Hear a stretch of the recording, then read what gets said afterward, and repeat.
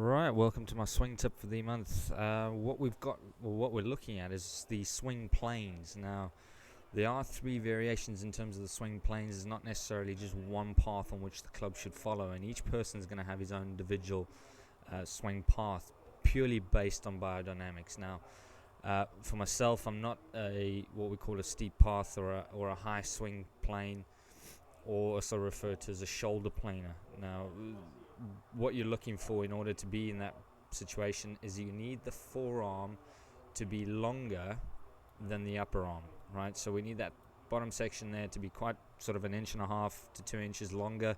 This is one of the standard norms that we see in terms of the biodynamics built on any golf swing, but that will mean that when you're rotating down into the golf ball, the hands will tend to push a little bit further away from you, and it's got nothing to do with the way you deliver the club.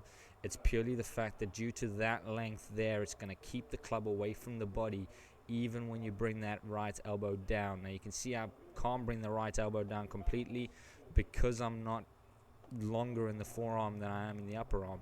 So by keeping it that fraction further away from the body, I'm able to illustrate exactly what line we've got. And I've added a little inch in there between my right side and my elbow, and that has then kept my hands outside the swing path. So you can see just by that small change in regard to where that right arm sits and how long it is will determine where that club path comes down.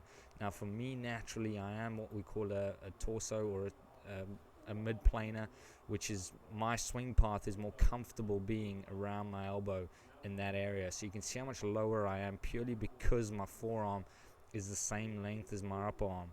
So I would tend to drop the club a little bit more on the inside, a little bit more comfortably, and I can show you that with this one here that I've hit.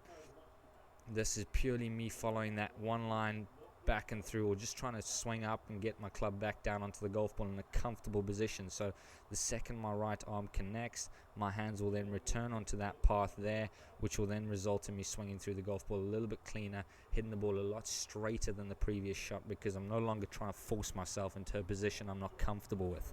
So if you are, or if you have found that your forearm is longer than your upper arm, then this is the swing path for you. So if you do see your club coming out, the only thing you'd be really looking to achieve is that the club falls on line with the hands.